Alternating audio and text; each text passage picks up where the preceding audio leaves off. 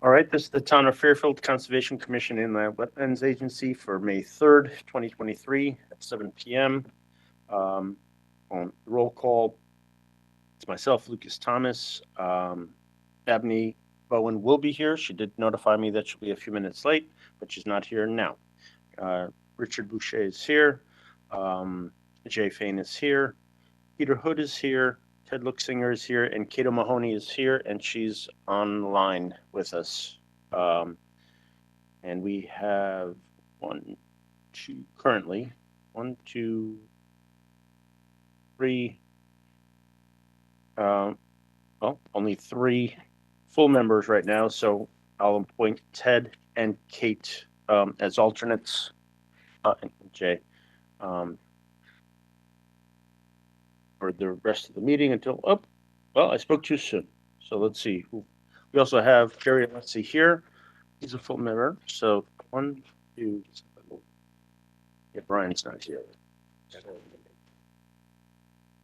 2, 4, 5, 6.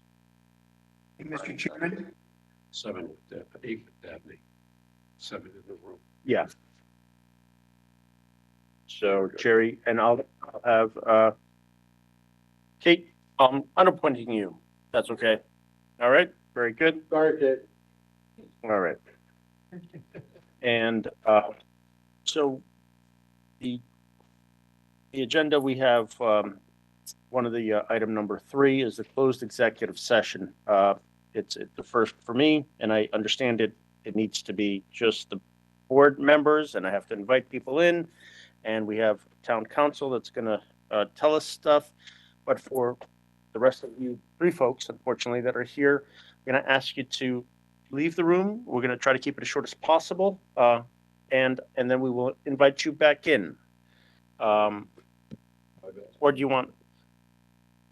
We have 2 members, and council online. If excuse us for apologize.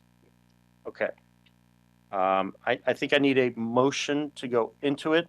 Motion Jay. going to executive session. Jerry seconds. Okay. Part of that motion. Okay, let's vote on the motion first. All in favor, yes. Okay. And now, is it a motion to invite the staff and council in, or we just invite the staff and council in? They're part of it, aren't they? Yeah, they're part, I think. They're part of You it. have to invite them. Yeah, they're part of it. Okay. Well, that's fine. So in the event that we do have to invite, I'll invite, but if we don't have to, then that's fine too. Don't turn off FairTV? Yeah, we Okay. have to stop recording, but Kate can stay in. Maybe Okay, so just stop the recording. Maybe council can weigh in on that, because my thought was that only members could go to executive session because of the attorney private privilege, and staff isn't subject to attorney private client privilege. Now you want to go over here. I already mentioned a session with staff before. No, but I just, Is Brian Catlin in this meeting? No. Okay, so right click. I just had that opinion from other attorneys before. Not to put, not to have. They can be in it, but it's, it depends on what the subject is, because the executive, the privilege is just between us and you, and not the staff member. Why?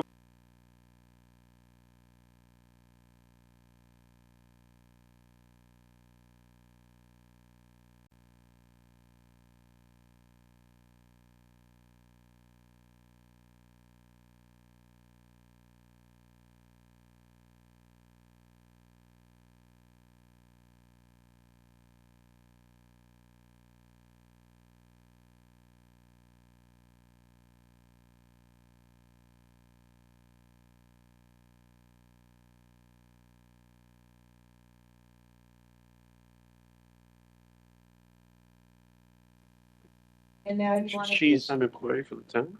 No, she is an attorney with Jim Baldwin's office, and there are town attorneys. Okay, so if we're back on the record, we're back to the normal agenda. We're out of the executive session. No action was taken there, no votes were taken, and just information was provided to us. And what I'd like to do next is on the agenda, go to other, item 11. Quickly, we have attorney, our town council as well. Tim Herbst is here, and he's going to say a few things. Tim, are you there? I know I can see you. I am. Can you hear me, Mr. Chairman? Yes, we can hear you. Excellent. Okay. Thank you very much for having me here tonight. I've been in conversation with your Director of Conservation, Mr. Bishop, concerning some questions, procedural questions that the commission may have relative to its deliberations. So I think the best way to approach this is I think I would like to answer specific questions you have and then summarize with items that might not have been covered when I conclude my comments. Okay. Sure.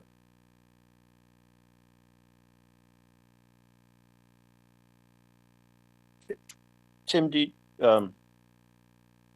have any question? Did we write down any questions from last time? I don't recall. It was mostly procedural with related to the meeting. That's written down or anything specific. Which is going to just a quorum. Just meeting procedures. Well, Any questions? Attorney Herbst, does anybody have any specific procedural questions? I guess, Attorney Herbst, I think then what we're looking for is procedures to get into, to get out of public hearings, things of that nature, if that's something you can kind of give us a brief overview on. Sure. So we have statutes that control the public hearing process. There are dates specific under the statute when you must, upon receipt of the application, hear the application. Once the public hearing is open, then there's a period of time under the statute by which you have to act, and then thereafter you have a period of time to render a decision. It's all statutory. And what I can do is circulate after this meeting this week a memoranda to the Conservation Commission memorializing that procedural timeframe. That being said, one of the procedural things that we tend to advise land use agencies that we represent of the importance of making sure that your record is as tight as possible. And what I mean by that is once you open the public hearing, absent the application materials that are received by the department, once the public hearing is open, you are starting the clock to build the administrative record. And the administrative record is so very important because if you are defending an appeal, or if a taxpayer rightfully has the authority, either through classical or statutory agreement, to bring an appeal, it is important that that record be well preserved, and an understanding that the record is built once the application is filed and once the public hearing is open. And once the public hearing is closed, that's when you have to stop receipt of evidence. Because I can tell all of you that my experience has been that our courts are reticent to approve motions to supplement the record under Connecticut General Statutes 8-8K, I believe. They're reticent to do that because courts don't like to supplant themselves for the judgment of the body. So in this case, it would be the Conservation Commission. So I think it's very important that the commission understand that once that public hearing is opened, your staff working in conjunction with you builds the record in the event of an appeal. What a lot of people do not realize is that when you receive expert testimony, which you've often received from engineers, wetlands professionals, soil scientists, what many land use agencies at the local level do not realize, but it's been codified in Fuller, which we follow for, as the go-to treatise for land use in the state of Connecticut and through our case law. If there's an intervener or somebody opposed to an application, there is a right to cross-examine expert witnesses that might be before your board. So while the applicant can put that information into the record through that expert testimony, people are also allowed to cross-examine any experts that might come before your commission. The other thing that I tend to advise local land use boards of is to avoid at all costs any ex parte communications during the pendency of a public hearing, avoidance of any perception, even remote, of prejudgment, because with cases of ex parte communications or evidence of prejudgment, those have been instances where the courts have supplemented the record if it shows a bias with respect to the application, if it shows a lack of fundamental fairness with respect to the proceedings. So it's very, very important to avoid ex parte communications with people that might be in favor of or opposed to an application. I would encourage all of you, if you receive a communication ex parte, you should not respond to it. You should alert your staff, and your staff should be your firewall in making sure that the information and the flow of information before the commission is properly safeguarded, to make sure that there cannot be any type of a inference or an allegation of any prejudgment. Tim, can I expand on that? Is any communication or any statement made by a commissioner prior to the opening of the public hearing? So like prior to us going into a public hearing, but it's an agenda item and a commissioner wants to discuss something about that item prior to the public hearing being open, official, is that an issue? I think it is an issue because under that hypothetical, the application would have been received by staff, presumably. The application would be forwarded to members of the commission for review, and then you would be receiving those comments before the opening of a public hearing. So I tend to advise commissions that I think the clock, just to make sure you're on the high ground here, is to make sure that there's an understanding. Once that application is filed, there might be materials that get to members of the commission before a public hearing that could be construed as potentially ex parte. So I would avoid responding or commenting to any of those comments. I would defer to your staff. You need to let Tim and Sarah be the firewall. They are your staff. They're your advocates. They act on your behalf. And I have found that the best flow of information to the commission is allowing the staff, which has undergone not only the technical wetlands training, but as Tim can probably tell you, in his short tenure here with the town of Fairfield, he's probably become very well immersed in freedom of information and what's public and what's exempt and what you need to do during the pendency of a public hearing to make sure that the process is above board and fundamentally fair. The fundamental fairness standard is one that's been codified by our courts that essentially I kind of describe as an extension of due process with respect to land use applications. The process has to be fundamentally fair. That's what the law says. Fundamentally fair not only to the applicant, but also to those that might be opposed to an application, an intervener, or a third party that appears before the commission. So all the more reason why it's important for staff to control the flow of information and what goes into the record. Okay, thank you. Questions, commissioners, to council? Nope. All right. Tim, thank you very much.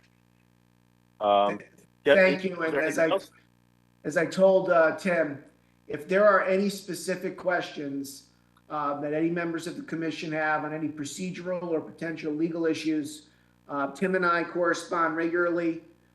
Please have him reach out to me, and I will make sure that we get you a prompt response on any legal issues or procedural issues that you seek clarification. Thank you, Attorney Herbst. We will probably take you up on that. Appreciate it. All right. Thank you so much, everyone. Thank you. Thank you. Have a good evening. All right. Two. That was, in other Roman numeral, 11, number 2. I will bifurcate that. We will now go back to the regular, order of the, agenda. And we're at, 4, approval of draft, minutes. However, before I do that, Dabney, Vice Chair Dabney Bowen is here. And I want to say that we have enough, 1, 2, 3, 4, 5, 6, 7. So I think, Ted, I have you on as the alternate, and Dabney is here now. So I think we're good. We have a full quorum with all the members. Okay. And Inland Wetlands Agency meeting of April 5, 2023. Anybody have any questions about that? Yeah, 6. You still need 7. I don't have 7. Wait. 1. 2, 4, 4, Brian. Oh. Ted. Yeah, Ted is the He's 7. Yeah, I had appointed him earlier. Yeah. Sorry. No. Right. Okay. A motion to approve the Inland Wetlands Agency meeting April 5, 2023. Ted, anybody second? Okay. Jay seconds. All in favor? Aye. Okay. Roman 5, public hearings.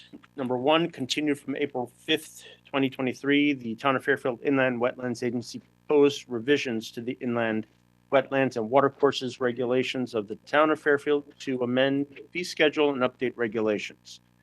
Decision may be made if the hearing is completed, or the hearing may be continued. The original 35-day public hearing timeframe to complete the hearing ends May 10, 2023. A 65-day time extension may be provided. So further public hearing continuation to July 14th, 2023 is possible. With a potential continuation date a potential continuation date is June 7th, 2023. And if the hearing is completed, the decision shall be made within 35 days of the close of the hearing. The staff recommends continuing the public hearing until June 7, 2023. All in agreement with that? You guys good with continuing that? Is that okay, Tim? I thought we were trying to get this on. Yeah, just, Let's look at any- my recommendation, just leave it open if there was any additional public comment.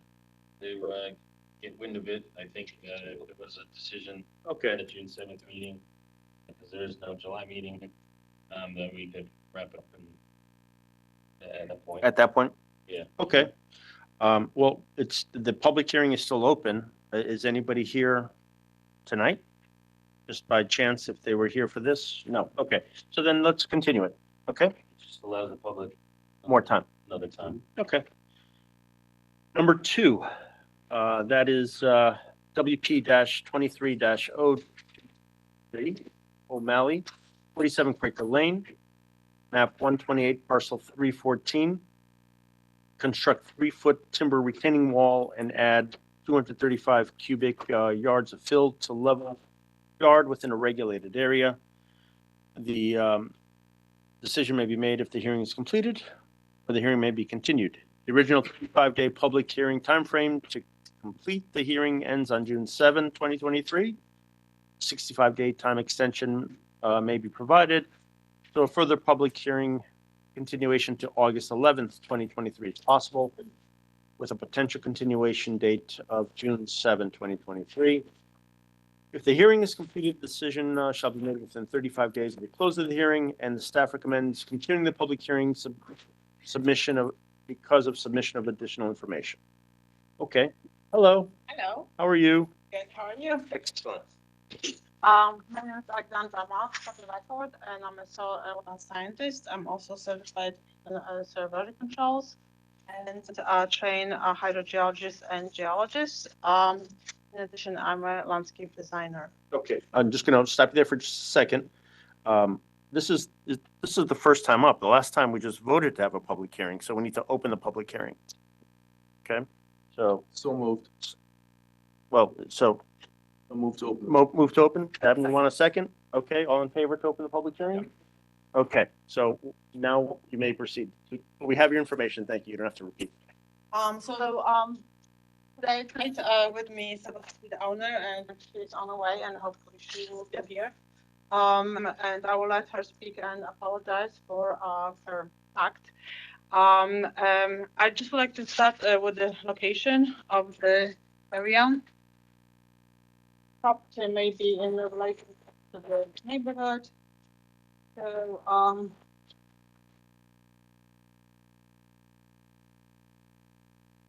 here's the 47 Quaker Lane. This is the road. And it is a single family residence with a detached garage, and we have a driveway, large street tree in the front, and in the back area we have lawn. In the back we have a wetland area which is located off-site, and as you can see, this is pretty densely developed neighborhood. This is 0.21 acre site, sloping slightly towards the wetland system.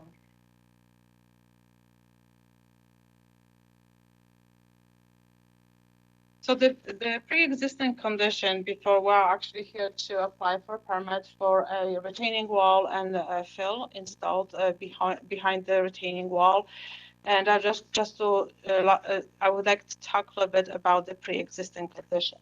So this map actually is an old map, and a photograph shows the pre-existing condition. So as you can see, in the rear of the residence, we have lawn area, and here is a stone retaining wall. There used to be stone steps going down. The retaining wall was about 3 feet tall.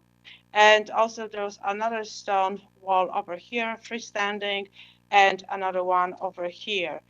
This what I, for the lack of a better term, call sunken garden, was kind of dividing the property into two areas. One of them was level upper portion, and then the other one was the sunken garden, which was a little bit difficult access. So here's our map, and here's the sunken garden. Here are the steps, and the stone wall here, and the stone wall on both sides. As you see on the survey map, it shows that about 235 yards of fill was brought to the sunken garden area. For my calculation, actually, it's 180. For the engineer calculation, it's only 110. So the numbers vary, but I think we are somewhere around 200 cubic yards. So here's the, again, sunken area, sunken garden area. And what was done, a timber wall was built on around this sunken garden, and the fill was brought in, and into the fill was one unit of the Caltech installed for the drainage purposes, and 3 different drains which capture the flow from this area, from the yard, basically. There were no change in the slope. Everything is still draining towards the same direction. So we did submit photographs of a drainage and wall installations. And so you have actually this in your documents. We have pictures how the wall was installed with details. We have the Caltech recharger specification submitted. We have letter of support from all the neighbors. We're talking about neighbors all around and across the street. And I would like to provide another copy of it, make sure that everybody has it. So this is the original, and here are copies. So all neighbors are saying that in support of the project, and they don't find the project being in any way affecting their properties. That's okay.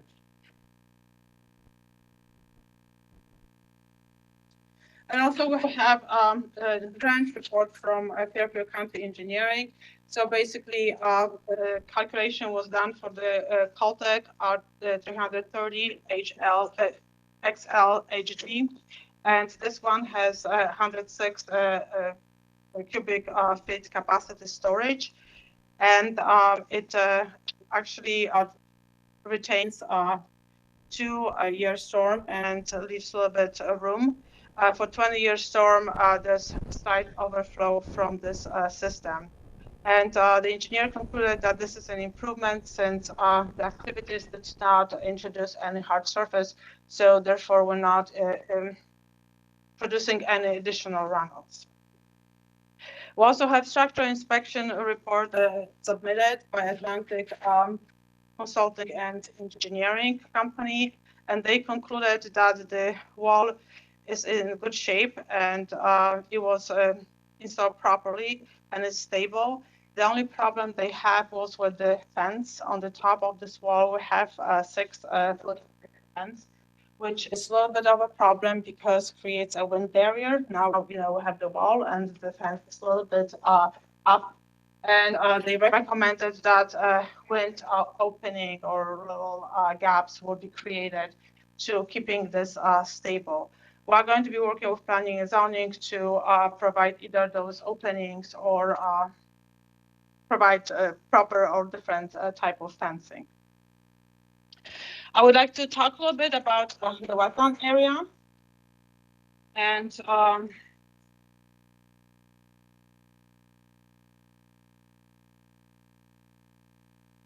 as you know, we did apply for the map amendment, and at that point, the only soil report you had was my soil report. My name is Alexandra Mark. I'm a certified soil scientist, and I've been actually practicing soil science for over 30 years.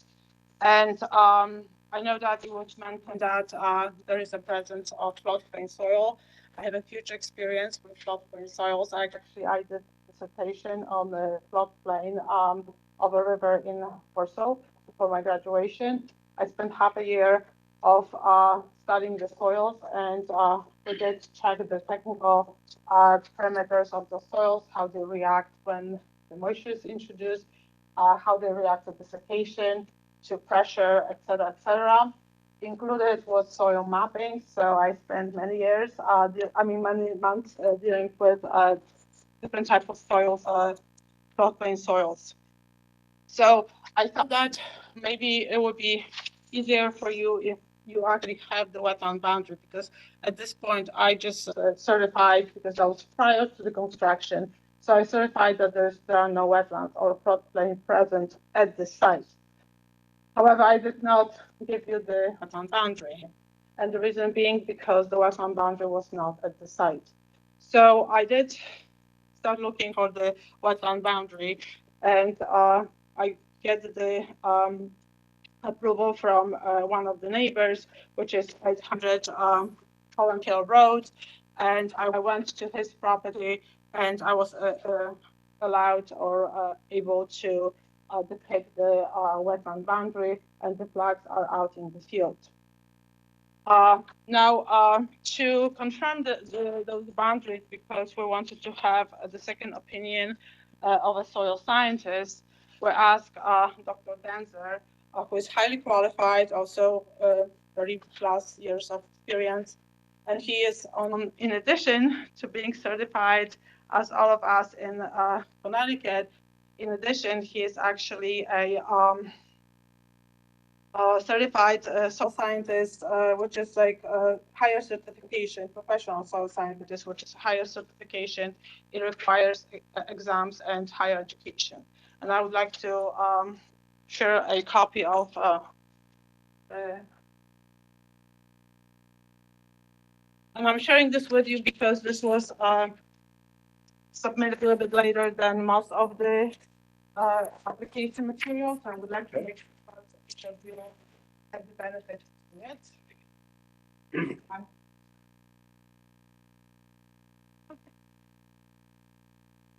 Let's go talk about the wetlands. So the wetland area is associated with a brook which flows throughout the neighborhood. This area, this side of the brook, is pretty much controlled by a stone wall and a wall which is built of concrete. And the bank here is pretty steep. So the wetland boundary is very close to the channel. On this side of the brook, the area is a little bit more gentle in terms of the slope. So we have this wetness and the groundwater support, which actually creates a wetland condition. It's not a very wide fringe to the stream, but it is a smaller wetland.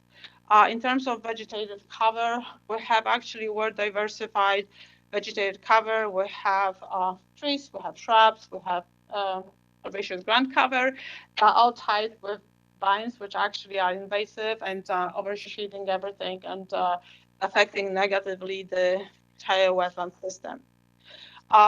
This neighbor has a fence, and the whole neighborhood is now pretty open to migration of wildlife throughout the neighborhood. So this is basically mostly of a dead end. And then we have a pipe which and a wall which collects the stream, and then the stream goes underground into the pipe. So that's the basically end of the wetland watercourse area at that end.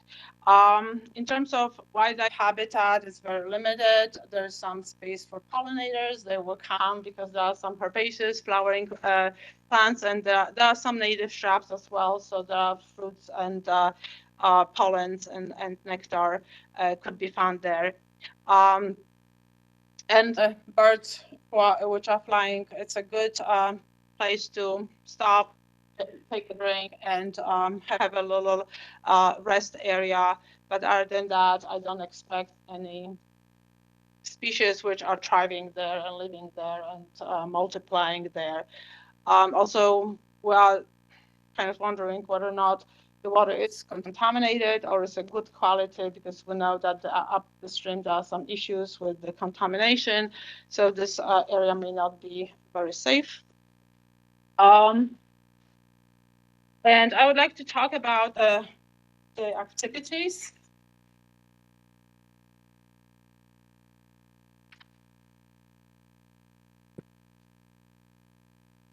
I would like to share some pictures with you. And the first picture shows the backyard, so you can see how it looks like. So it's basically you have a line of arborvitaes and spruces mixed lawn, and you can see the fence. Picture number 2, at the bottom, you have one of those drains which are capturing the stormwater from surface. Yeah, you should know some commissioners have already been out here to see this in Okay. person. Okay.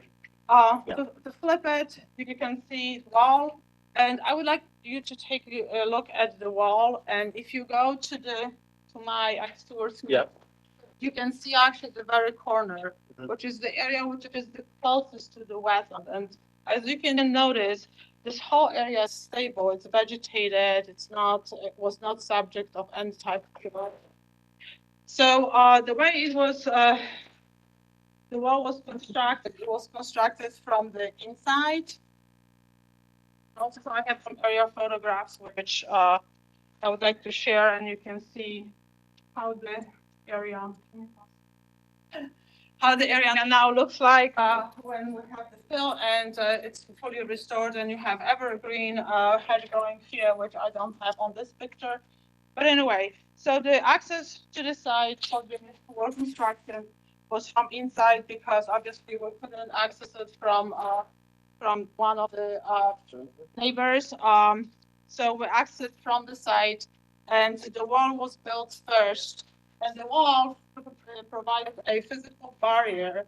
So during the construction, during the filling, there was no possibility or opportunity for the fill to move or escape outside of the property line. Also, we did apply several controls, and I wasn't there, but I've seen some pictures of it. And then we did install the cul-de-sac, and on the top of it, there was more fill added to bury the cul-de-sac and install the drains. And then we decided to stabilize immediately with sod and evergreen trees were planted. Now, in the past, along this property line, we have some Norway maple growing, and there was a row of them, all the invasive species. And we believe that our evergreens, which are now 3 times longer in terms of hedge length, provide a better environment and better support because the evergreens are support biological functions year round, not only when they have leaves on. So in this term, we believe that we did provided some mitigation or at least replacement for those species. So this commission is focusing on wetlands and the impacts. And we just would like to go over the impacts, whether or not there were any impacts of the physical characteristic of the wetland watercourse or the habitat values or any animals which are actually depend upon the system. And the only animals which depend on the system are the ones which are aquatic species which may live in the stream. We did analyze the flow regime and whether or not the flow regime was impacted. And you can wonder, it's like, okay, there's a fill, there's a wall, how this may impact it. So actually it's improved it because if you think about the drain, the cul-de-sac, it's a cavity in the soil, in the sediment. So it stores some of the storm water, which is draining from the ground. And this water is being infiltrated through the soil. So it's being actually, the quality is being improved. So it's not just shedding off the lawn, which you may use some fertilizers or pesticides, who knows what. It's actually being filtrated through the groundwater. We don't have any hydrological loss because it's just being slowed down, put to the groundwater, and through the base flow is being released through the groundwater to the stream. So there's no changes in the flow regime. Actually, it's better because during the storm event, you're not getting sudden impact or flow of When you're saying the flow regime, you're talking about surface water runoff from the Yes. property, Yeah. not addressing the water that's coming from the stream itself. No, I'm just talking about the property itself, how, because it Please changes. clarify that for the commission, because that's an important point. Thank you. So any surface water now is being slowed down, detained, and moved to the stream to the groundwater. In terms of chemical variability, we did not change anything because we started with lawn cover. We have now lawn cover. We added a few evergreens which can absorb more of the water and maybe provide some additional filtration. But in any of the instance, nothing's really changed. And again, because now we have more of the groundwater flowing towards the stream, it's actually a better quality. So we did not impact the solubility, alkalinity, pH, and other hardness of the wetland watercourse or turbidity. Again, I described the process, how it was built, so there was no sedimentation. Biotic factors, we did remove some invasive species, which were Norway maple, so means that we're not spreading more of the invasive species towards the wetland. This is actually a positive thing. And we didn't do any activities which impacted the parasitism or introduced disease, reproduction or competition or predation to the wetlands. So the biotic factor was not impacted. In terms of energy source, nutrients, sunlight penetration, organic matter input, and seasonal cycles. So the sunlight was not impacted because the maples were located at a site which did not, actually on the site which did not shade the wetland. So the sunlight penetration did not haven't changed. terms of organic matter, there could be some leaves coming from those maples, yes, but because we have fencing and the area where they're growing are actually fenced in, the movement of the leaves towards the wetland was prohibited. So there's again no loss.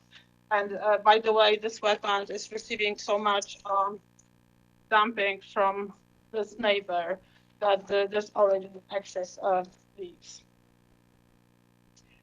The last one was habitat structure. So we did not remove any trees from the wetland. We did not destabilize the banks again. We now created a better flow towards the I channel. want to clarify that statement. You said you didn't remove any trees from the wetland? No, actually, the maples were, so the maples were not Where, in the wetland. The maples were here. right, the wetland is where number 12 is, right? Yes. Okay, and that's not their property, is it? No.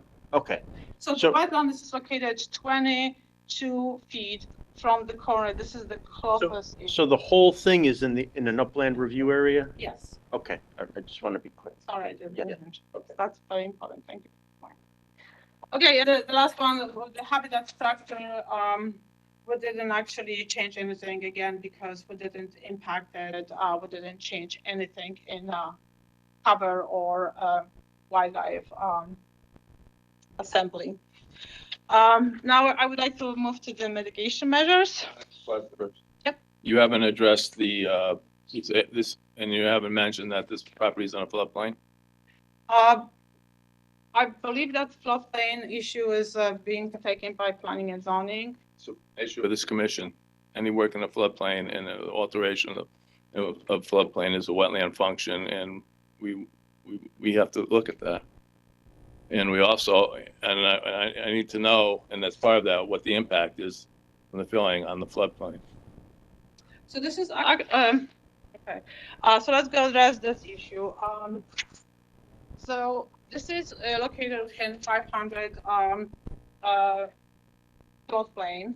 500 years floodplain means that every 500 years you can expect this area to be That's flooded. not what it means. Now, with the climate change, Hold on. Let the applicant or their representative explain what they want to I explain. just want to make sure that that's not a true statement. I just want to put it on the record. thank you. With the climate change, the way we calculated this old floodplains things are not working anymore because we know with, for example, with Ida in Greenwich, we actually have 8 inches of rain in an hour. We have atmospheric rivers moving through California twice this year. So there is no such a thing like 100-year storm or 500-year storm anymore. We are changing. Things are very unpredictable and doesn't work the way they used to. Now, I would like to address the flooding since this is a concern. So I was talking to Bill Hurley today, and you know that he is your engineer, and I wanted to understand what is going on and how this watershed is being affected. And it looks like this whole system needs a little bit of an update, and probably the 500-year storm should be moved here or there. Now, what is happening over time? So I would like to apologize for the quality of this print, but it's just so light, and I couldn't really improve it. But I'm going to give you a copy, and I will walk you through this. I like to submit the drainage between the Gulf Manor Pond and the watershed down the stream. So here I have highlighted, and you have to kind of bear with me. Hopefully the handouts is going to help you. So here's the park, and here's the pond. And as you know, the storage capacity of the pond is shrinking because the pond needs to be dredged and haven't been dredged for quite some time. So the more of the sediment is being deposited there, the storage capacity is shrinking, and the more of the flooding is being affecting the neighborhood. So here's a pond, and here's the pipe. The pipe which is coming of the pond is 48 inches. Then in the middle of the playing field, it splits. It creates a Y, and it splits into 30-inch pipe, and this 30-inch pipe goes under Crosswood Road and discharges to the neighborhood. So that's the stream which I partially delineated. That's the water course system. And then 18 inches pipe goes underneath I-95 and goes out the site. Now, because the town recently improved the playing fields and they want to make sure that there's not going to be flooding, and they couldn't manage the dredging of the pond, they came up with the temporary solution, which is a pipe, which is a bypass. So there's a 22-inch bypass pipe here, which was recently installed. And this pipe is connected to the 18 inches Y, which kind of goes so underneath the I-95. So this flow is being taken away from this neighborhood. So now we have additional 24-inch pipe, which takes flow away. So that's a significant portion. So if you add the size of this pipe and the pipe which is all there and is splitting up, you have almost like 50-50 distribution of the flow. In addition, they modified the dam a bit. So now they have this ability of lowering the dam. They have, I think, some sort of flap. I'm not sure what it is. But they can lower the dam and let the water out before a huge storm event when they know that is coming is going to be affecting the neighborhood. So Where is that? Where is that? Dam? Do you know? no. Sluice gates right on the edge of, Thank you. Dam. Right before, right where it comes out. Okay. So otherwise, they empty the pond significantly so they can create additional storage capacity. So before the storm comes, they have more capacity and are ready to receive. So I hope I shed a little bit more. And again, you know, we're on a limited budget and we are not able to employ army of engineers to study the watershed. But, you know, using common sense and the knowledge and experience I have, I tried to explain it to you as much as I could, and I hope that I did. So let's move on to the mitigation measure. That's the last. Just to touch on that before we go to the mitigation measures. So are you making a representation that there's not going to be any increase in flooding because of this? I'm not saying that it's not going to be an increase because storms are unpredictable. The severity. Asking you from an engineering perspective, if Yeah, filling, because yes, there is filling in the floodplain, correct? there's a gentle filling in the floodplain. However, Is there, yes or no, is there filling in the floodplain? yes, Yes. but it is being offset by two elements, actually three elements. So one element is that there's a cul-de-sac which contains some of the runoff, which will contribute to the flood. The second one is the porosity of the fill which we use. It's a sandy soil. So sandy soil is porous and has openings between grains.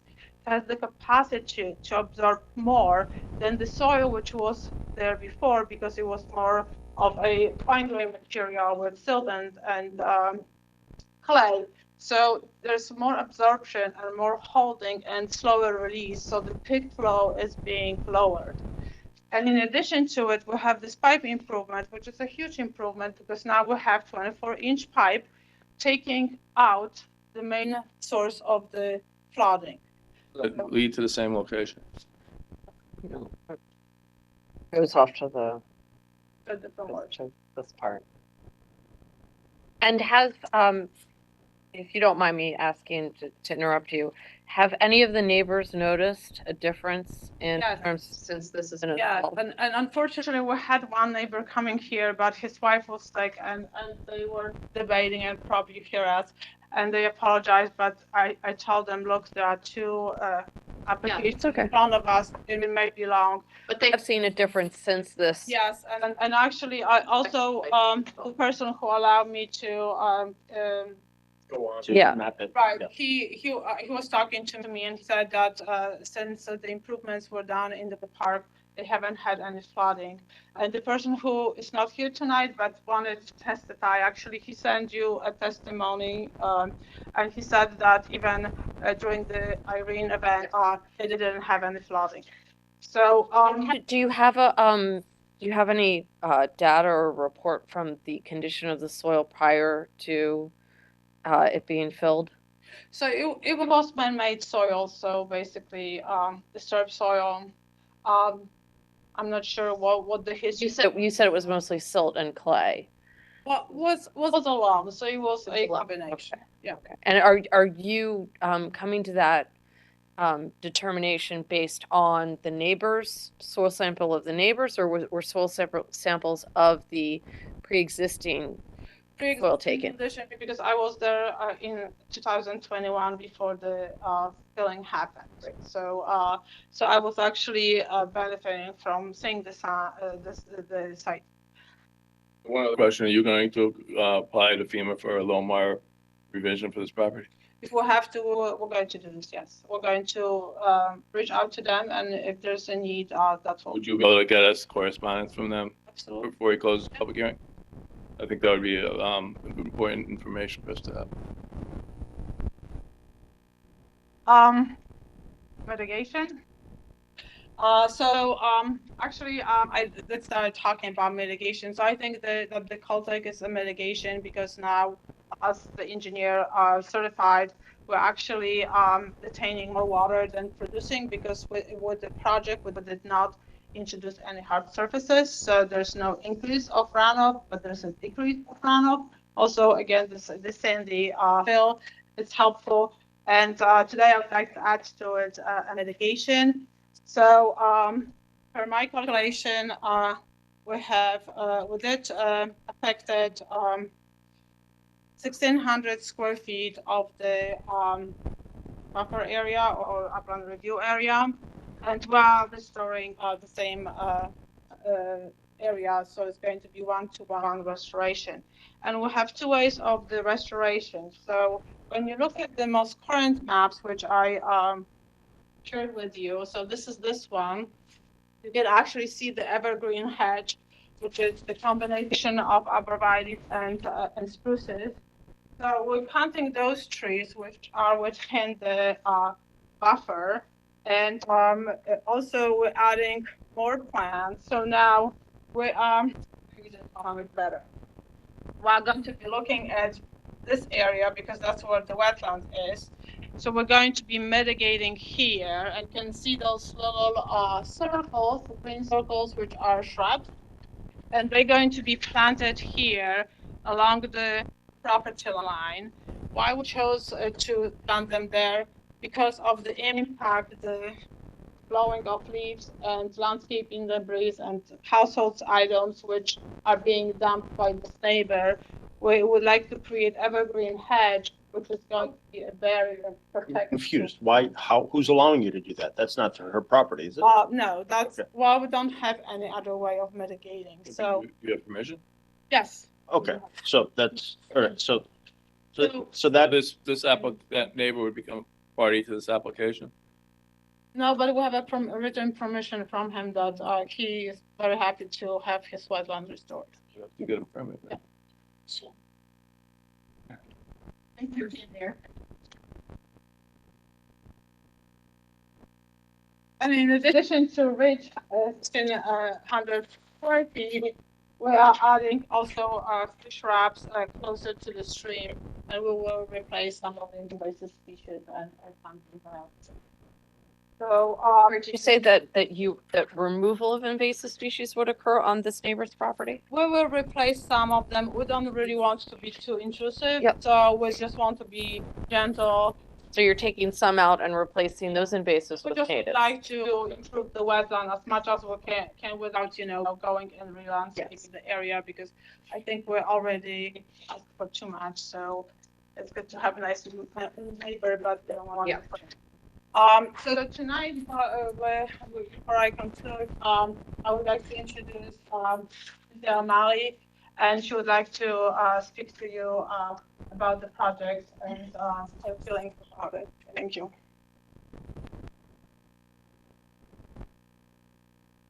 Nice.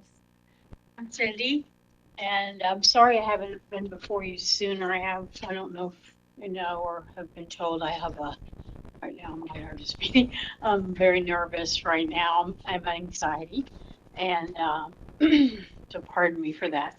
I guess I would, you know, I know you have to do your job, and I respect that. I truly do, and I appreciate your service to the town, and I'm very sincere about that. Uh, it's been a lot of money for me. Going into it, the landscaper, and this is not making excuses other than to say I needed the privacy, the serenity of having a place without just my dog. So that was the reason, and the property was in very poor condition. There was no, it was just mud, basically. The grass was not very good. And so I wanted to make it a area where that I could enjoy. And I didn't find out until after the fill. But I did have presence of mind because I knew there was some wetlands back here. So when I asked Alexandra to come and she tested, you said, hey, you have no wetland soil here. And not being, you know, not being knowledgeable about this, I guess you would say. I presume that it will be okay. And there's an expression they say, what do they say about buying a new home and buying a new car? There's not excuse to be, you have to be informed, you have to assume, you have to do your own research. And the owner prior to me, he did I don't know, what is it called when you list the items and that there are none of these? What is that called? Do you think? Due diligence, or disclaimers, Disclosure? disclosures, yeah. Yes. And they listed no wetlands, and he also listed no wetlands on the listing, the agent listing. And so those again are not excuses. I want to do the right thing and have absolutely no problem filing it and having, doing the legality part. I apologize it wasn't done sooner. The only thing I guess I would add, and sorry, I'm trying to get this out, is that I'm sure you're aware, during 2021, there were several big events of rain. And I read from Ted Lamont's article that it was a 500-year storm. I read it was 100. So I also read that there were two storms, Ida, and right before it, there was another one. I don't know the name, but they were very close together. So the lands were saturated. And only reason to bring this up, it does not excuse that I built into a wetland. It's just to tell you that my neighbor's property is about 3 feet below me without the retaining wall, and it's very flat leading up to. There's 2 or 3 neighbors that have properties such as that. And then there's the property behind me where I don't know, what is the drain called? Is it It's a brook. I don't think Yeah, there's a name. where the little stream goes. His their neighbor, and all those 2 neighbors flooded for the first time ever. There was 2 behind me on Holland Hill, and my 2 neighbors here. The gentleman that talks about supported of me. He's a wonderful. There's a wonderful couple. He's in his mid to late 80s. I'm sorry.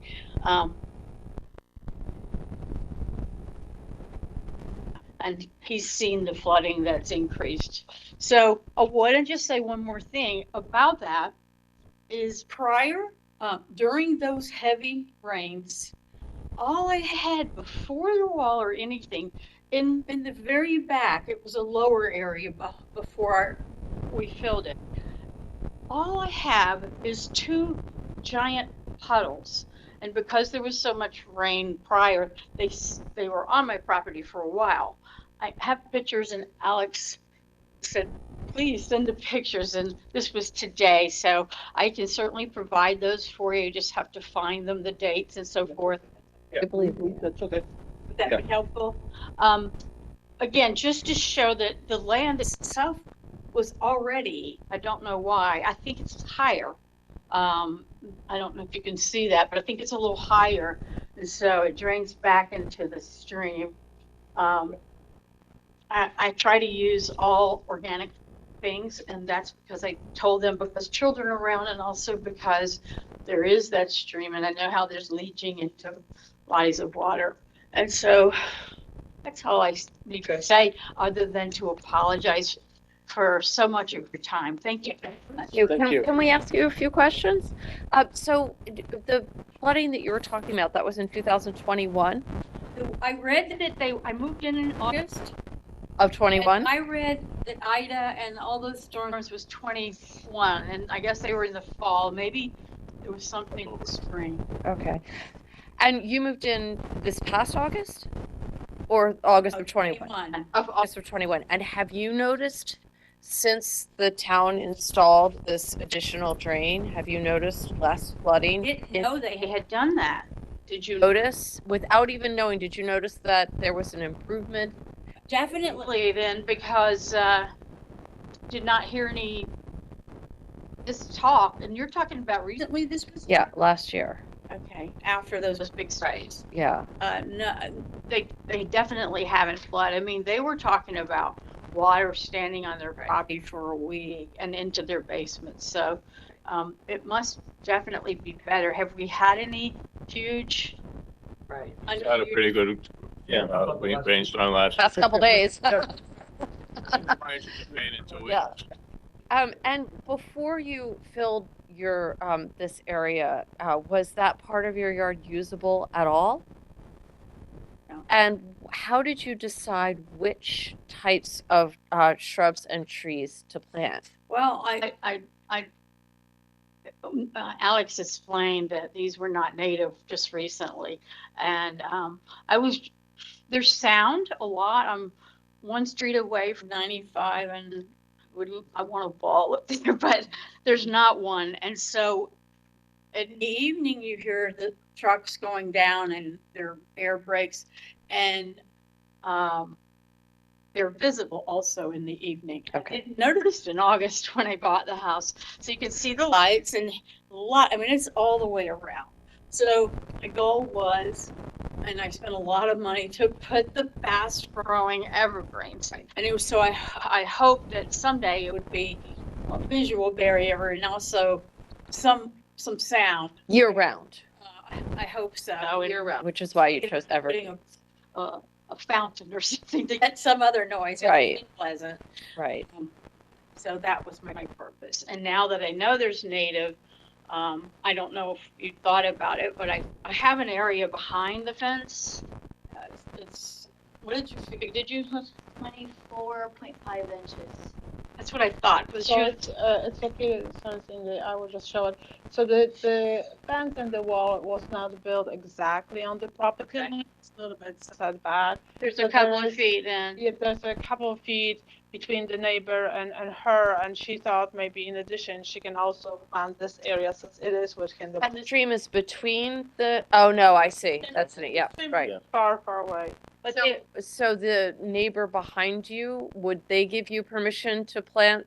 No. because I'm only talking about That's her here. property. That's the sliver which was You can left. see it. Oh, I see. I see. His property is about right here. His has a fence.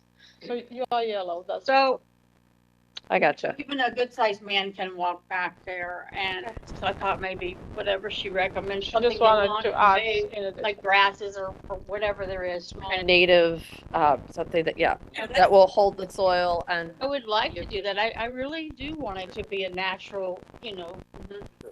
It's a shame that it's gone wasteland now, you know, with trash and no one's taking care of it. I did not realize that they're part of it is an owner's responsibility. I didn't think owners had any responsibility for any type of water, unless they, you know, built it or something. So I'm learning a lot. Yeah. Time changed. Right. Any more questions? Commissioner, any other questions for the applicant? Nope. Thank you, ma'am. Very much. Very much. I appreciate it. Alexander, are you? That's good to answer. Okay. Commissioners, any further questions? Yeah. of The applicant or the representative? I have a couple comments, if that's okay. Sure. I apologize for jumping in on your, saying that it's a little bit of a sore point for me. That there's 500-year storm doesn't mean it happens every 500 years. This chance of a 500-year storm happening is the same every day. And more recently, you can see these 500 years or 100-year storms aren't really good. So Commissioner, I apologize, I don't want to interrupt. So why don't you give us your qualifications so that maybe makes it easier for the record to say why you're able to. Sure. Shay Payne, What the applicant's representative. great. I'm a certified soil scientist, and I have like my resume and record, and a wetland scientist, certified professional erosion control expert, and a certified environmental restoration practitioner expert. I have a BS from Cornell, a master's from Cornell. I have over 40 years experience, and I've served on many commissions and professional organizations. Thank you, Commissioner. But anyways, I just wanted to make that point. I think Alexander has done a really good job of hitting all these things. There's been a lot of information provided tonight. The one thing that I highlighted and I'm still concerned about is the FEMA and the intrusion flood zone, and there's a couple of reasons for that. We've just had a very lengthy and very expensive conversation in the town regarding the work that's done at Penfield Pavilion and the floodplain there. And I think we need to be very sensitive to those issues. And also, there's a very good study on Ash Creek that the DPW did, and it has highlighted the problems in this watershed and the flooding problems. So I'm sensitive to the issue. I would be satisfied if you went to FEMA and they were okay with what you did here. That would satisfy me. I don't know how the rest of the commission feels, but that's really the point I wanted to make. I want to make sure that we're consistent in all our applications and that we're very protective of the floodplains. But if you get the sign off or you get a LOMAR, that's a letter of map revision or a letter of map amendment from, that's what that LOMAR stands for. Okay. Yes. Get that, I would be more than satisfied. So I know FEMA is very busy, and I know that we're not going to be getting a response in 2 weeks. It may be a month. So, I'm dealing with DEP and Army Corps. I received a response 6 months later. So I don't want this, because this has been dragged forever. And I don't want this to be contingent upon this, because I think we are going to go to FEMA and we're going to take the steps, but we have to start clearing the issues with, at least locally. We are going to go to planning and zoning, and they're going to be reviewing the floodplain and the encroachment. Well, let me ask you this question then. Is it your testimony here that you're saying that even if you were to try to do any FEMA compliance, to go to FEMA to try to get it to comply or change the map, it would take more than 65 days or that we have? So I understand that Julie is asking that we're supposed to be reaching out to FEMA, and usually FEMA is leaving up to the local government, planning and zoning, whether or not we need any further permits with them. They're not regulatory agency; they just producing the maps. Now, whether or not we would like to study this and prove it that we are outside of this is actually a very expensive study. You have to.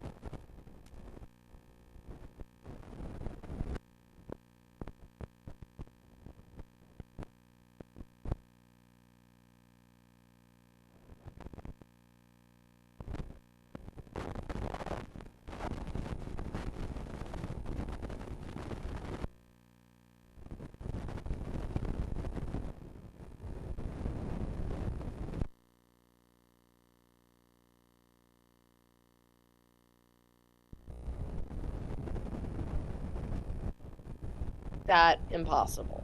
I think that's a good explanation. And I don't think this will help wetland. This will not help anything. And I think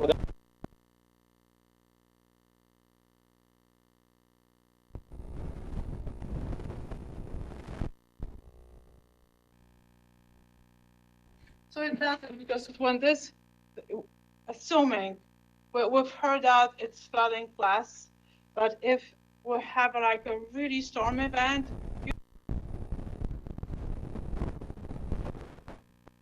there. And Jay was actually talking about coastal flooding. Coastal flooding is a little bit different. He was talking about creek and the tidal impact, and that's a totally different animal. Here we are just freshwater, and we are only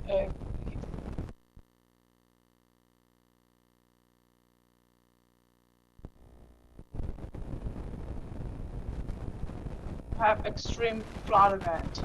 In here, we're a little bit farther. We don't have this. Okay, sorry, I'm kind of a 5-year-old, so that's why you went to the engineer and they showed you this map that shows another pipe, and so the town's aware and they try to mitigate that. Yeah, and also, you know, if we just zoom on the wetland, because I think this is what is the most important. This is the start of the day, and if you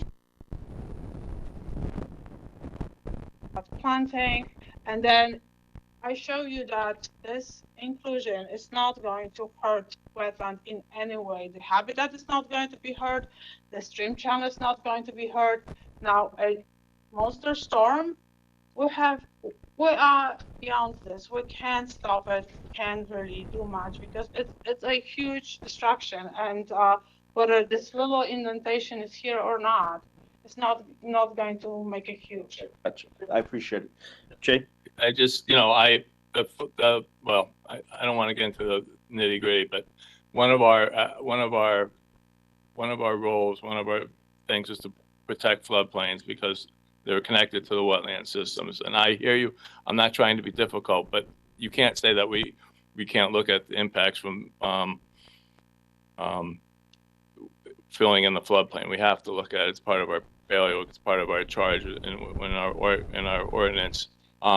It's interesting that you say that the diversion has made it better, but in extreme storms, it's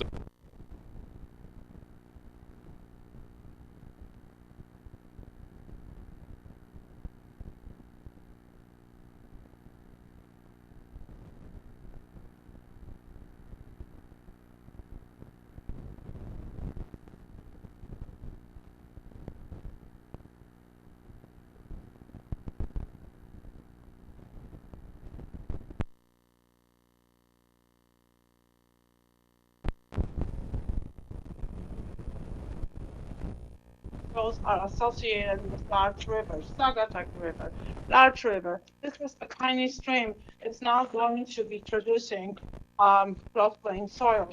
So you have your jurisdiction is here, and of course the buffer area.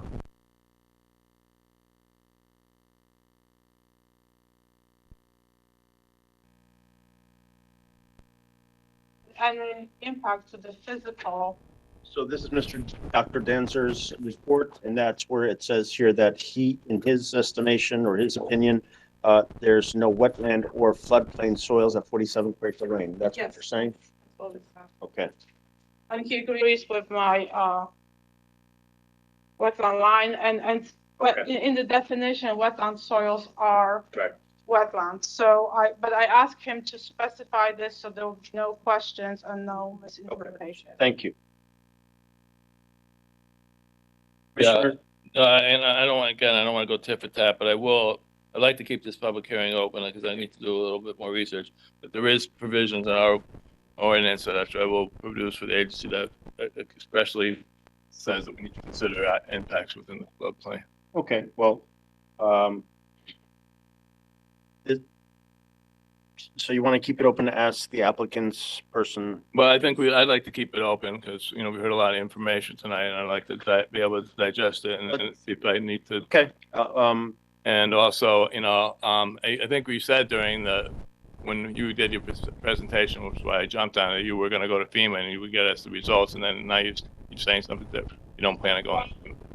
Again, I'm not going to be paying for this, and I know that this is a huge cost, and I know that this is something which people will not do unless they really have to. In the middle of her presentation at that moment. No, So that's while fine. she's standing up there, That's why and up there, it's a little hard Right. sometimes to think off on. I understand. It's what- And this commission appreciates.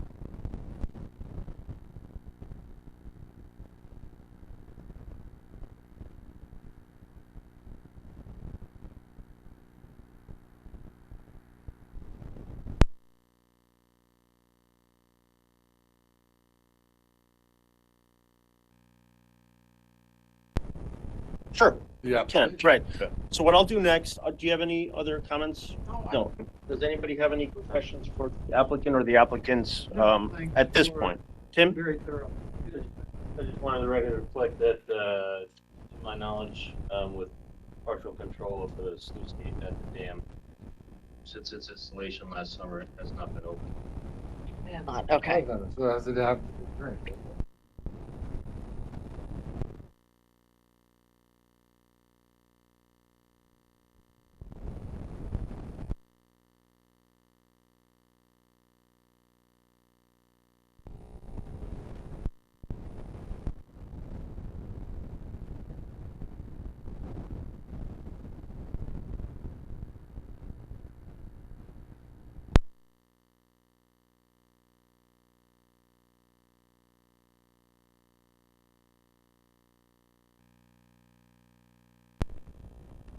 Representative that some people.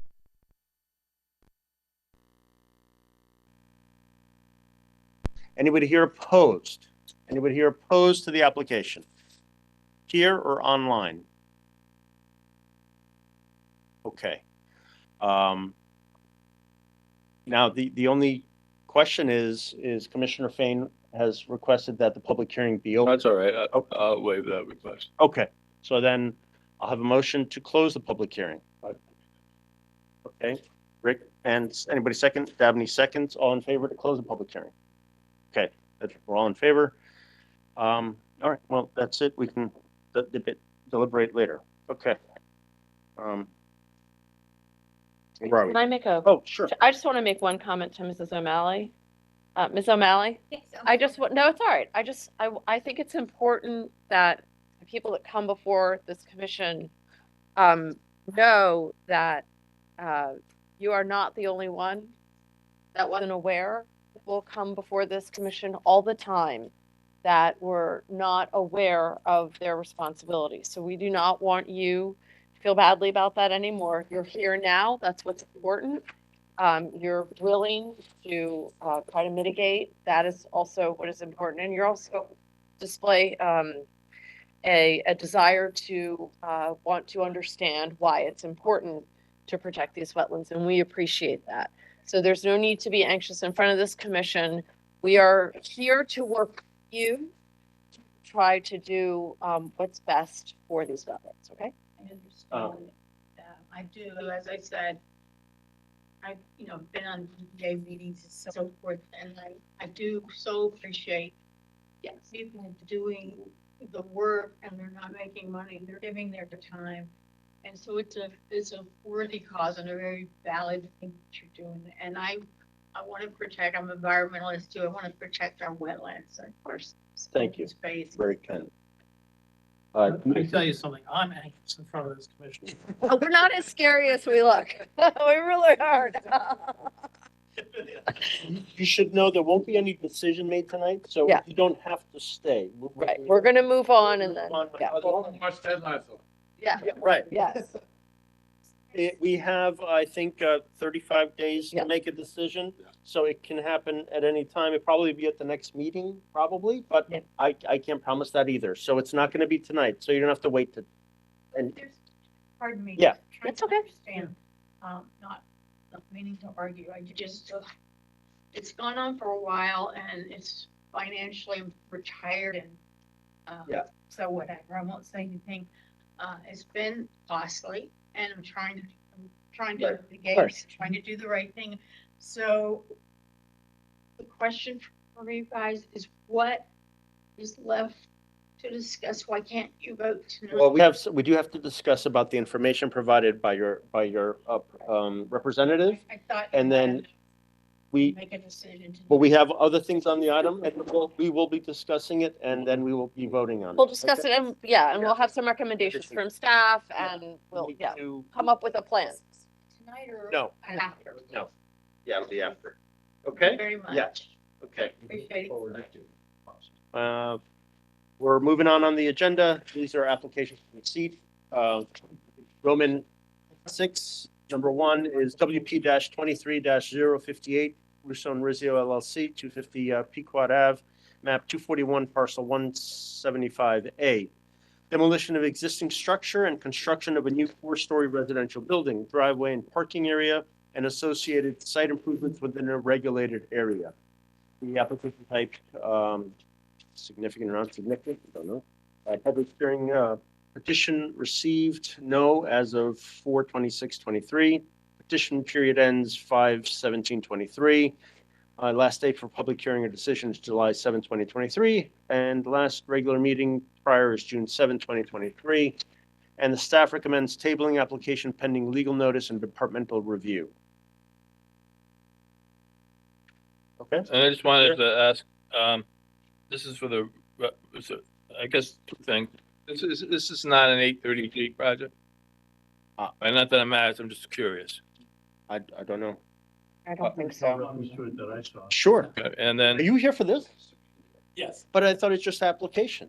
I mean, for receipt. well. Do you want to? If you had any questions. Oh, okay. You can answer any Sorry, questions. we should- Presentation. What- It's my father's application, so I was gonna. Oh, well, you better, no, you gotta get your money. Yeah, come on up. Yeah. Would you like me to give a brief overview? Yes. No. Oh, yeah, we're gonna make you go through the pace area. Sounds good. And Bill's here too.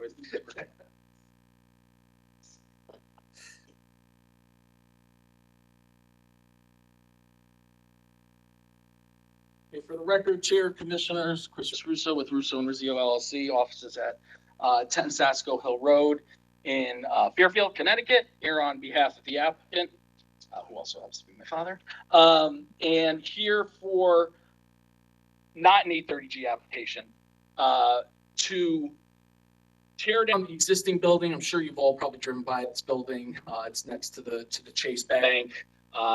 It used to be where my father's radiology practice was. It now has a hedge fund in it. It used to have on the ground floor, Connecticut Challenge used to lease that space. So the proposal is to remove the existing building and construct a 18-unit multifamily building, condo building, that's not 830G, though it does have 2 affordable units as required by the zoning regulations. And just so you can visually see it, Is it gonna be all residential? all residential, 100% residential. So this is a rendering of what the building would look like. And one thing, if you've driven by that site and know how it's laid out, you'll know that there's a pretty significant grade change. So this building here is fronting on Pequot Avenue. Here's the Chase, and the parking is going to be all below. So Quick question, That's three convenient. stories of residential with one level of parking below? correct, Okay. correct. So on Pequot Ave, it'll read. No, because- Yeah, right. On Pequot Ave, it'll read as 3 stories. It's 2 stories and then a step back, third Yep. story. And then when you get down here, this will be all parking area. The reason we're before you is, and I did before with the property. There's a water course that it runs along the rear. It's a pretty small water course, and then there's some wetlands around it. The beauty with this application, coming before this board, is there's a lot of things we're doing here to improve the site. from in the wetlands from a conservation perspective. One being, this is in FEMA Zone X, but actually this area floods, and the existing building is not flood compliant. This building will be completely flood compliant, so that's a huge improvement to the site. We're adding drainage, which you can see outlined in here in blue. We're adding drainage to the site. We are actually expanding the wetland boundary. If you look here, it's tough to see probably from where you are, but there's this red line. That's the existing wetland boundary. We are extending it out to the black here. So we're going to actually be expanding that out. On the site as a whole, we're removing 5,000 square feet of impervious, so that which constitutes 10% of the site. That's the stuff that's just draining right into the Right. stream at the moment. Right. So there's a lot of this coming out, and so to kind of help visualize it, right now,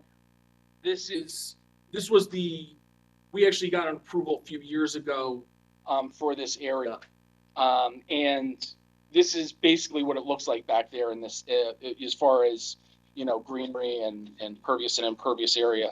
So if you look at this, and then if this one doesn't show the front along Pequot Avenue, but there's the building here, there's some green space here, but then it's basically all pavement except for a little corner over here. So now with this plan, we're expanding all this out further.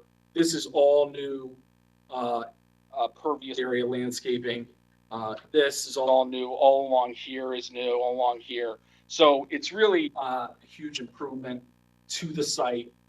We think from a wetlands perspective. Bill's here if you have any specific questions for Bill. But another thing we were speaking about before we started. Another benefit is right now, a lot of the parking area, this whole parking area, is completely exposed. And with this new design, a lot of this parking is underneath the building. So it won't be impacted if there's if there's oil spillage or anything like that from a vehicle. This is all protected from rain. So really think a huge improvement to the property when it comes to wetlands and conservation. Where are you with APZ right now? So we would You're hopefully presenting, gain approval from you, you're coming to us and first? it'll come to you first. We also are going to WPCA, Yeah. which is this month, and then we would file for TPPZ. So any variances required? Yes. Yeah, we received those variances. And just so you know, we You've already received You've them? already received. them, already right? received the variances. Yeah. Yeah, we got those, I think it was October last year. We Okay. received those variances. And since then, we've been working on the engineering, which has taken longer than we And thought. you'll be able to present to this commission a whole stormwater plan and. Yeah, and then Huntington Company Correct. Material was submitted, submitted his material, and Bill submitted all of his material. So yes, absolutely. We think, as far as significant, we think it's a significant improvement, and really we're impacting this water course and this wetland less. And I'll just tell you, there was a lot of work before we went to ZBA with the local community. We met with Southport Conservancy, we met with Sasquatch. They had a lot of input in the design of the building, but also in this area, particularly along Pequot Avenue, and how they wanted to see that and how they wanted to present. So there's a lot of their input in this design. So that's basically it. Is there a historical? So this is not in the historical Okay. district. So And this building is You were not just a as comment- old as it seems. Okay. It does have some, it used to be a coal shed is what Jack Franzen tells me. There was a company that used to keep had large fuel trucks that were kept there in the building. And so it does have some history to it, but it's not historic. And it's outside the historic. Is there any remediation you'll have to do on that? No, that was handled. That's already done. Yeah, a long time ago. And with your landscape plan, who have you hired to help with your landscape plan? Bill Kenny. Okay. All right, great. He's worked on the site for years, so he's very familiar. Oh. Yeah, he's there.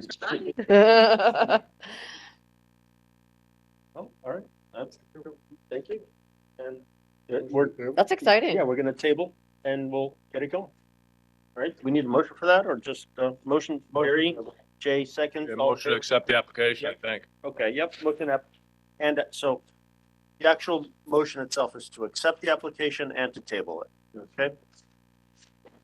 Thank you. Thank you. Good job. Thanks for coming. Yeah, those are important billable items. Those are, yeah. That's some pondering. Moving on, Roman 7, application for discussion, number 1, WP-22-293, ZAO 137, Woods End Road, map 145, parcel 7, corrective action, replant stream bank with native planting activity within the regulated area. The last day for public hearing and decision, March 10th. The applicant provided 54-day time extension until May 3rd. Oh, okay. A further 9-day time extension is possible to May 14th. And the last regular meeting prior is May 3rd. The staff recommends approval of proposed planting plan with conditions. Tim, do you want to tell us a little bit something about that? Everyone's familiar with this property. The application was never voted on, as you recall. Much of the delay was related to the fee waiver and the submission of the fee, which was delayed in accompanying the application. The request in the application is just related to installation of some of the plants in the riparian area. I been to the site a couple weeks ago. The river stream banks are stable. Jute matting's down. She's just applying to plant the plants and be done with her violation. That's it? Plant and be done. Great. Okay, wonderful. It wasn't voted on. I'll make a motion to approve with the staff conditions. Second, Jay, all in favor? Aye, very good. Number 2, WP-32-024, Schiffer, 53 Toilsome Hill Lane, map 30, parcel 326, wetlands mitigation planting within a regulated area. Last day for public hearing or decision is June 9th, 2023. Last meeting, regular meeting prior is June 7th, 2023. Staff recommends approval with conditions. Anyone, please come on. Various, and homeowner Trevor Haynes, and he is. Thank you. That's all right. Being Japanese knotweed was being mitigated there, and then had kind of dead tree without permission. Fish went by and saw all that happening, so we're here tonight. Great. So he's really interested in planting native plants. He's he's originally from Australia, loves the outback, does all that. So with a plan to start here and then continue removing knotweed and continue planting. I don't know if anyone saw the site, but it's a pretty steep area. It's called Toilsome Hill. Yeah. Yeah, you Fucked up that road. See It's a killer. close together. Yeah, right. It is a Toilsome Hill. so Yeah, like Mr. Schiffer said, the damage was really related to the activity adjacent to the water course and upslope, which presented the potential to adversely impact the water courses with erosion of steep slopes.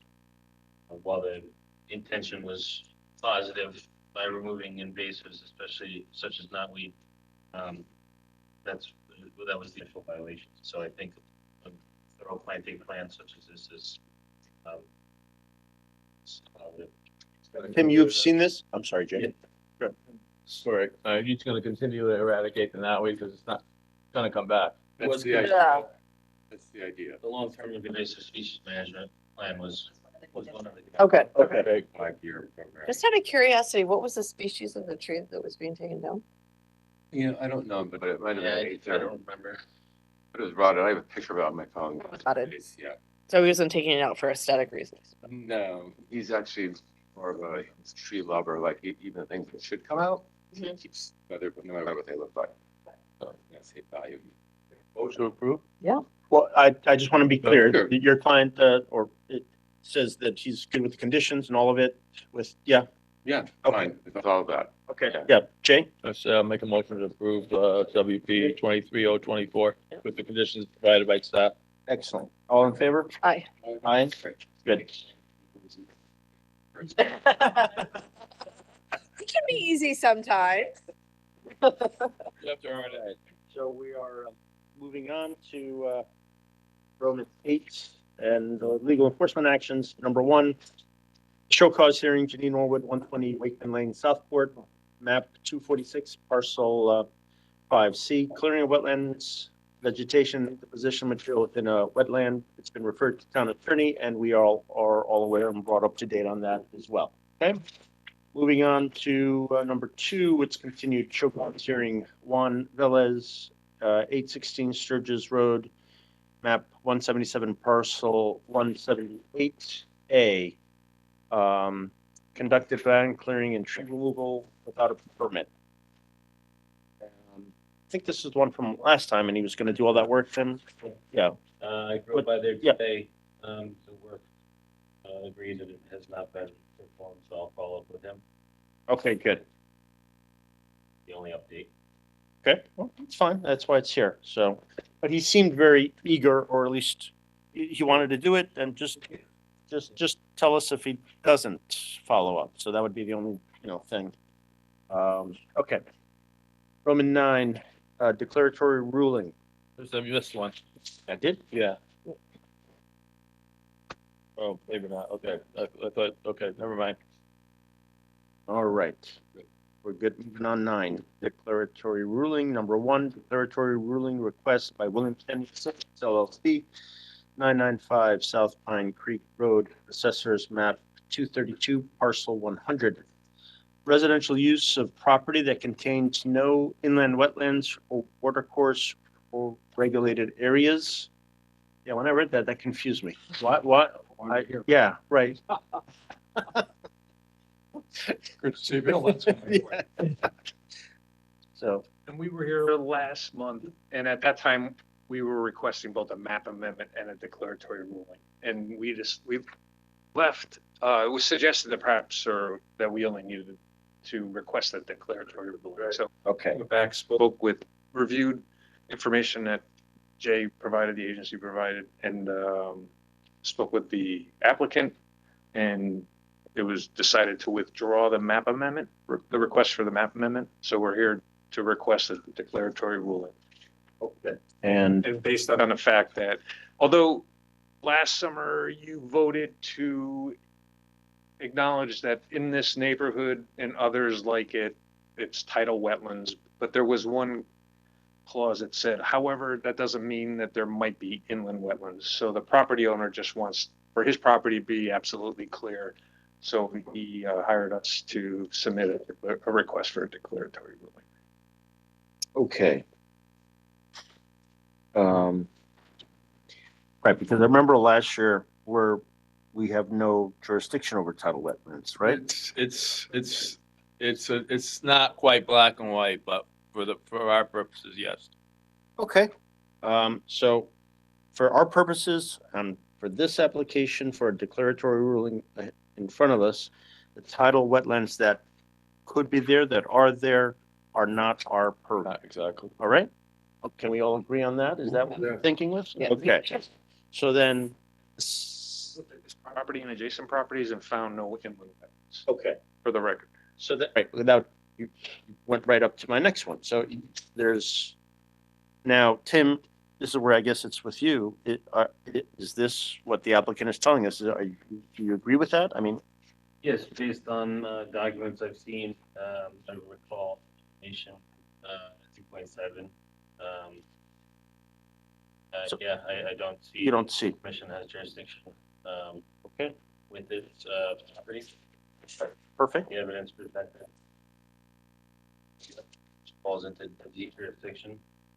And I would recommend, consistent with my memo, that that the declaratory room be granted, stating that it's that there's no inland water Wetlands. in this jurisdiction.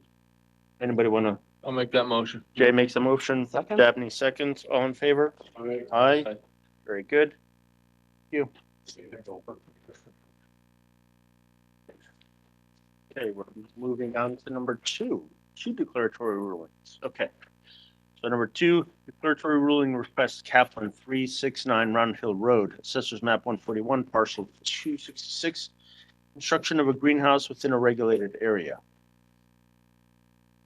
Anybody here for that? Is this Yes. online? Brian Kaplan. Hi. Hello, I'm Brian sir. How are Kaplan. you? Hello. Yes, please, go ahead.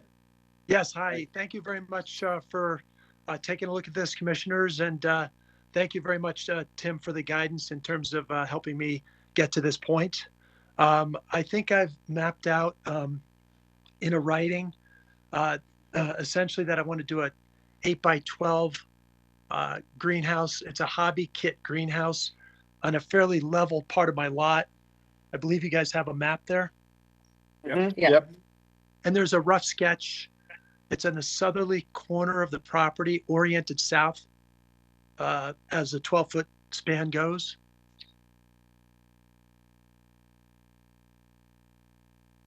Is this, Yeah. is So- this a formal application? Well, isn't it a application? No. Cultural exemption. Oh, okay. Yeah. It's exemption, yes. So the point of the construction of this particular structure is that there'll be minimum soil disturbance because it's only 8x12, hand dug. So we're not bringing in any kind of earth moving equipment. And the sill plate will be secured by, I think they call them earth anchors. So very minimal from that perspective. Be happy to take your questions. In terms of, I've mapped out some of the other reasons and stuff. So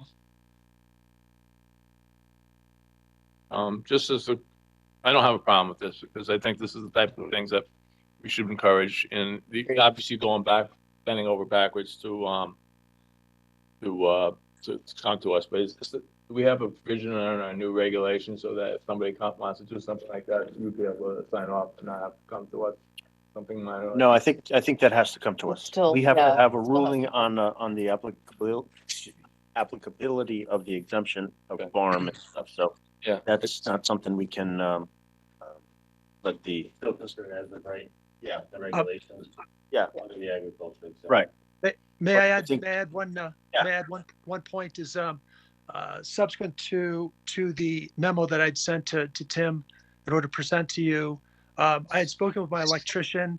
He had suggested that with regard to heating the greenhouse in the winter to about 53 degrees, I should have an underground conduit to make it safer versus an external GFI type of a plug. So I just wanted to put that in front of you as well. But it's only 11 feet off the foundation. This is considered a non-permanent structure? Yeah. Well, when I spoke to planning and zoning, they said the town of Fairfield considers nothing to be a temporary structure. So I guess I Wow. can't disagree with him. So, That's true. That is true. I've actually been through that personally. right, right, But in my view, if it can float away in a storm, it's not. It's not. right. And it doesn't Well- have concrete footings. Right. This structure doesn't have concrete footings. Is what I'm trying to Okay. say. It's just it's Resting on that's right. quite Yeah. low, I think. Yeah. We're not putting sonic tubes down or anything like that. And what type? Just curious, what type of heating mechanism would you be considering? The manufacturer had suggested that it's an oil-based slow electric 500-watt heater, very standard for this type of product. The competing types of products out there have a very high rotation of their cycle on and off to keep the heat going. Overheats it, cools, then overheats it, then it cools. whereas this is more of a mellow type of thing. So the load on the electricity is not going to be as prominent either. So that's the. And the does type that need a of, pad? Does that heater need a pad or does it? Yeah, can it just, yeah, I'm gonna have slate slab, stabilizing level Okay. types of things in there for footing as well. So Okay. Commissioners, any other questions for the applicant or the, yeah? Nope. Okay. I'll make a motion to approve. Motion and by Dabney and Jay seconds. All in favor? Aye. Aye. So that's the, yeah. Yeah. Enjoy your greenhouse. thank you very much. I appreciate it. All right. Moving on to 10, staff reports, the reports from Conservation Department, CWC permit applications received 11. Notice of violations issued 1 and 0 bond releases. Anything you want to tell us about that, Tim, or not really? Just No. No. One was since, it's a couple days after this was, released, but I will do that. okay. And there's no sidewalks. Obviously, there's nothing. Sidewalks, I was gonna recommend. Oh. Lot. Oh, okay. Oh, yeah. Do we wanna do now that it's lighter out longer, or, night, or sticking to Sundays? Oh no, lighter. It's nice after. I don't want to weekends or. What, wanna set that date now? Or, hey?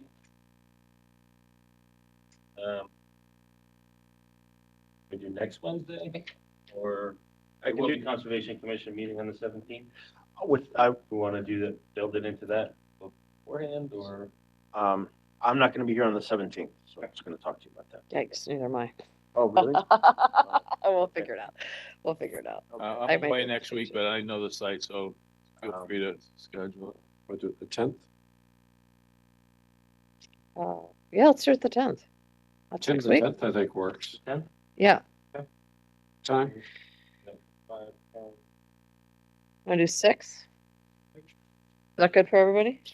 You can go to Horseshoe afterwards. That's parte. Yeah, exactly. Ex parte still stands. Actually, it is a notice, so we had Yeah. to notice it. Exactly. Okay, we'll send, the special notice out.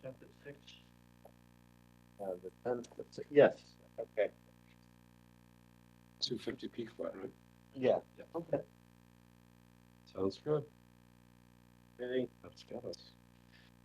All right, and now part B of other of 11, the Connecticut Siting Council scheduled public hearing July 25th, 2023, related to the United Illuminating 115 K transmission line Fairfield to Congress project. Do we Just informative, that's the project that's been before commission, passed. So I just wanted to go on the record that, that's months out. Okay. As it relates to the 2 locations, previously discussed at, Ash Creek and, on West East Bridge, where there's power line replacement project along the railroad. Right, and there's not much that we can tell them No, to but- do, but have you had conversation with them about the things we would like them? Correct, and that was in my letter to the council. Yeah. Which is why they, included us as having ending. Sending? Excellent. Okay, So just putting that out there. very good. Any commissioners, anything else that you might want to discuss or talk about? I'd like to make a comment. Yeah. That the commission had a wonderful attendance at Yeah. Earth Day, handing out the bird houses and the bat houses. Was very well received. A lot of pictures were posted on the Fairfield Pollinator Pathway Instagram site, if anyone wants to take a look. But great visibility and presence by the commission, so well done. Good job. Right, and I do recall we had some brief conversations there.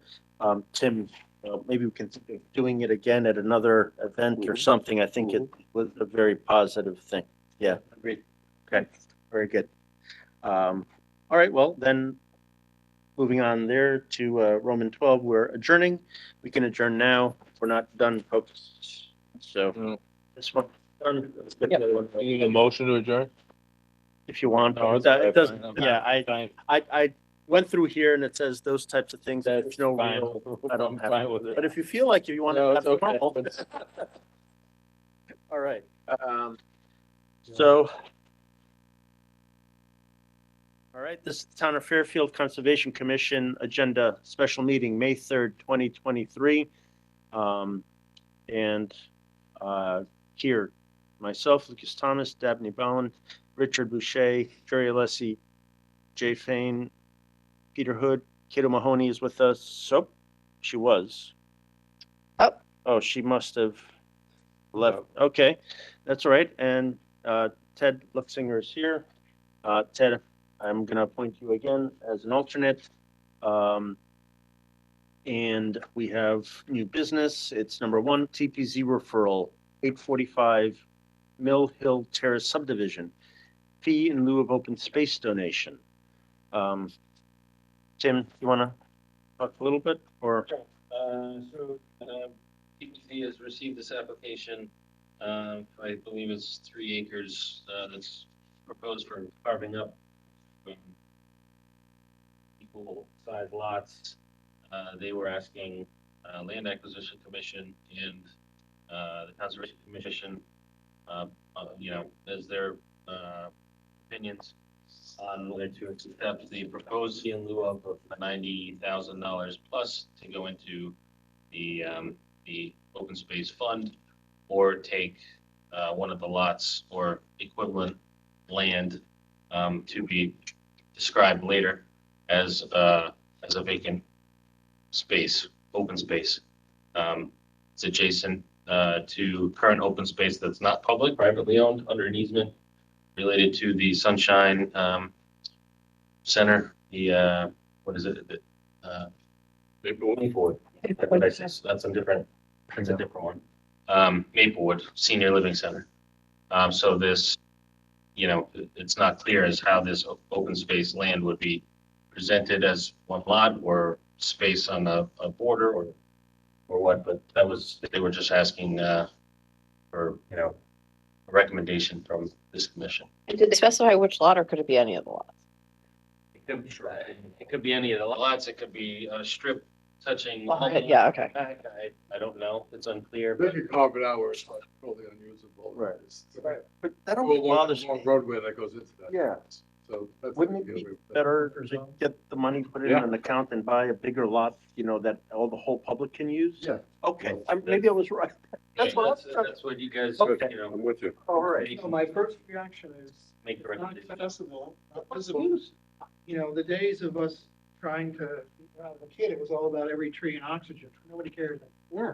Well, It's it's, disappointing, but Okay. it's not visible or accessible.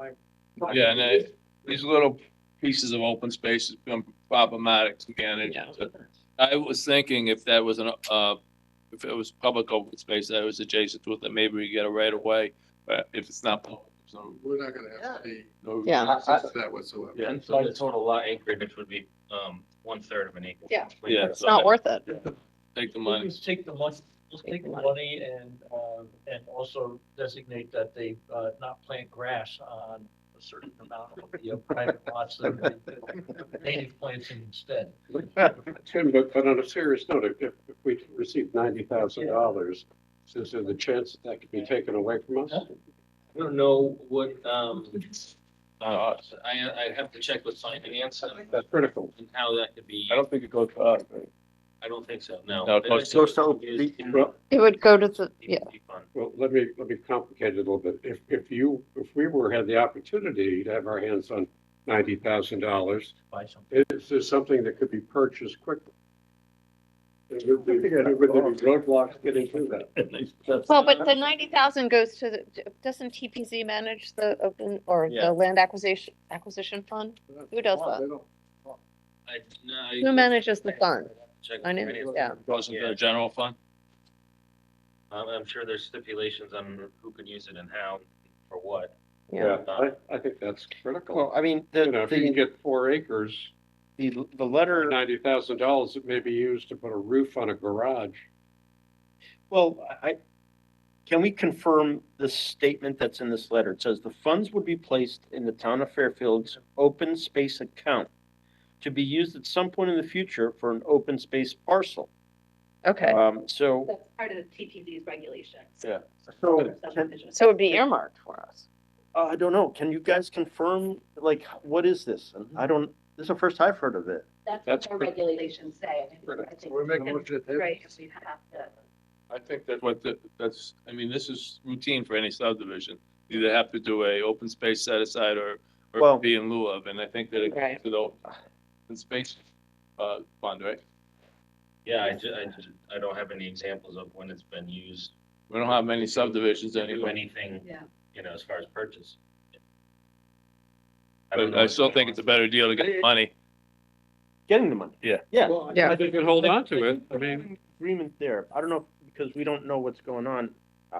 We should just approve of getting the money, and then we need to go extra steps. Right, if we do this again, if this comes in front of us again, we need to know Yeah. what happened, what's the procedure? In other words, the motion. we have to decide that tonight.